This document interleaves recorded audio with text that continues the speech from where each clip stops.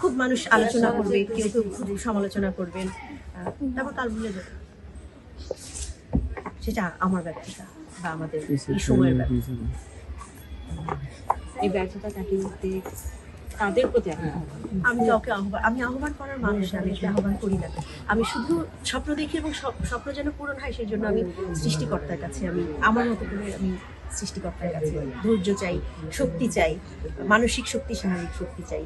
এবং আমি খুবই সৌভাগ্যবান হুমায়ুন আহমেদের সৈনিকরা, আমি যাদেরকে মানে আমি ভক্তদের কথা বলছি না, যারা হুমায়ুন আহমেদের সাথে কাজ করছেন, আমার আশেপাশে যাদেরকে দেখতে পাচ্ছেন এরা সবাই হুমায়ুন আহমেদের একদম প্রভাসপল্লীর শুরু, শহীদ স্মৃতি বিদ্যাপীঠের শুরু, আমি লেখক হুমায়ুন আহমেদের একজন স্বপ্নবাজ হুমায়ুন আহমেদের যেই প্রতিষ্ঠানগত যে ভিত্তিগুলো যখন তিনি করেছেন প্রতিটির সাথে জড়িত আছে, সেই সৈনিকগুলা হুমায়ুন আহমেদের স্বপ্নকে ধারণ করে। কোনো সময় আমি হয়তো বা থাকবো না, এই জুয়েল থাকবে, এই বুলবুল থাকবে, পাপন থাকবে, এদের মধ্যে থেকে কে যে স্বপ্নকে সামনে এগিয়ে নিয়ে যাবে, সবসময় তো সন্তানরাই করতে পারে আমাদের।